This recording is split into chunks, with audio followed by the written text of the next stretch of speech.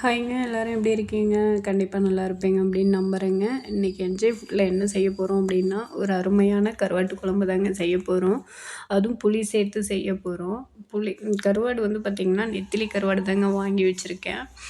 ஒரு சைடு சாப்பாடு செஞ்சுக்கலாங்க, இன்னொரு சைடு கருவாட்டு குழம்பு வச்சுக்கலாங்க. கருவாட்டு குழம்பு வந்து பார்த்திங்கன்னா, ஒரு நெல்லிக்காய் சைஸ் அளவுக்கு புளி எடுத்து ஊற வச்சு தான் செய்ய போகிறேங்க. இது மாதிரி செஞ்சோன்னா உண்மையிலேயே அருமையாக இருக்கும். இப்போ வந்து பார்த்திங்கன்னா, வெங்காயம், தக்காளி, கருவேப்பிலை இதெல்லாம் வந்து ரெடி பண்ணி வச்சுருக்கேங்க கருவாட்டு குழம்புக்கு.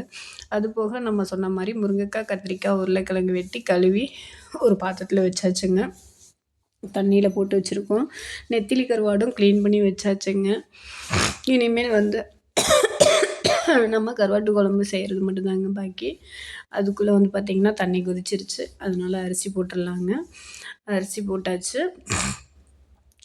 அதில் அரிசி கிண்டி விட்டுட்டு மூடி வச்சிடலாங்க. அடுத்து வந்து பார்த்திங்கன்னா, கருவாட்டு குழம்புக்கு கடலெண்ணெய் சேர்த்துக்கிறேங்க. நீங்கள் கடலெண்ணெய் விட்டு செஞ்சாலும் செய்யலாம். அப்படி இல்லை அப்படின்னா நல்லெண்ணெய் யூஸ் பண்ணுறவங்க நல்லெண்ணெய் யூஸ் பண்ணிக்கலாம். என்கிட்ட நல்லெண்ணெய் வந்து முடிஞ்சிருச்சு, அதனால் கடலெண்ணெய் யூஸ் பண்ணிகிட்ருக்கேன். வெந்தயம் சேர்த்துக்கலாங்க. வெந்தயம் நல்லா பொரிஞ்சு வரட்டுங்க. வெந்தயம் பொரிஞ்சோடனே வெங்காயம் சேர்த்துக்கலாங்க. அது கூடவே தக்காளியும் சேர்த்துக்கலாங்க. நல்லா வதக்கி விட்டுக்கலாம். நல்லா வதங்கிருச்சுங்க. அதோட நம்ம வெட்டி வச்சுருக்க காயெல்லாம் சேர்த்துக்கலாங்க. முருங்கைக்காய், கத்திரிக்காய், உருளைக்கிழங்கு சேர்த்து நல்லா வதக்கிக்கலாங்க. அதோட குழம்பு மிளகாத்தூளுங்க. நான் வீட்டில் அரைச்ச குழம்பு மிளகாத்தூள் தான் சேர்க்குறேன். கொஞ்சம் மஞ்சத்தூள் சேர்த்துக்கலாங்க அது கூடவே.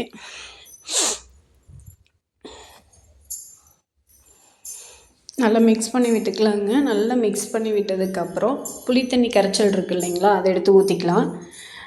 நல்லா ஊற்றி குழம்ப நல்லா மிக்ஸ் பண்ணி விட்டுடலாங்க. கொஞ்சம் தேவையான அளவுக்கு தண்ணியும் சேர்த்துக்கலாம். நல்லா சேர்த்து குழம்ப மிக்ஸ் பண்ணி வச்சு மூடி போட்டு மூடிடலாங்க. நல்லா கொதி வரணும். உப்பு தேவையான அளவுக்கு சேர்த்துடலாம்.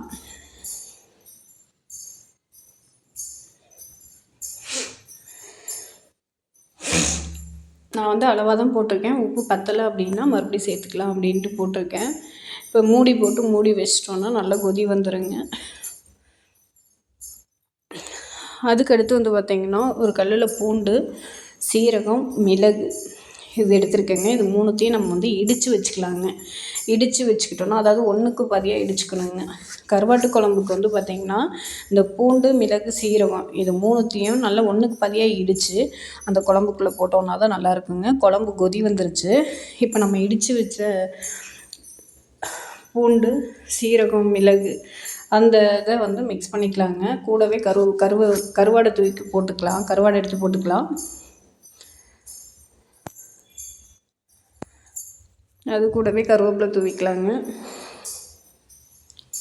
நல்லா மிக்ஸ் பண்ணி விட்டுட்டு மூடி போட்டு மூடிடலாங்க. ஒரு 5 மினிட்ஸ் கொதிச்சா போதுங்க. காரணம் என்னென்னா, கருவாடை நம்ம சுடுதண்ணியில் கழுவும் போது பாதி வெந்துருங்க. அது குட்டி கருவாடு இல்லைங்களா, நெத்திலி, அது சீக்கிரமே வெந்துடும். இப்போ வந்து குழம்புல வந்து பார்த்திங்கன்னா எண்ணெயெல்லாம் பிரிஞ்சு வந்திருக்கு பாருங்கள். எண்ணெயெல்லாம் ஓரத்தில் நல்லா பிரிஞ்சு வந்துருச்சு. இப்போ வந்து குழம்பு ரெடி ஆகிடுச்சுங்க. நெத்திலி கருவாட்டு குழம்பு வந்து ரெடி ஆகிடுச்சு. உண்மையிலேயே சூப்பராக இருக்குதுங்க. அவ்வளோதாங்க, அருமையான நெத்திலி கருவாட்டு குழம்பு வந்து ரெடி ஆகிடுச்சு. கருவாடெல்லாம் பாருங்கள், அடியில் இருக்கும் குட்டி குட்டி கருவாடாக அங்கே பாருங்கள், தெரியுதுங்களா? அவ்வளோதாங்க. சாப்பாடும் வந்து பார்த்திங்கன்னா ஒரு பக்கம் வெந்துருச்சு. வடிச்சிடலாங்க. வடிச்சிட்டேன். அடுத்து ரைஸ் போட்டு கருவாட்டு குழம்ப நல்லா ஊற்றி சாப்பிட்டோன்னா அருமையான கருவாட்டு குழம்பு ரெடி. இது வந்து மழை டைத்தில் செஞ்சு சாப்பிட்டோன்னா உண்மையிலேயே சூப்பராக இருக்குங்க.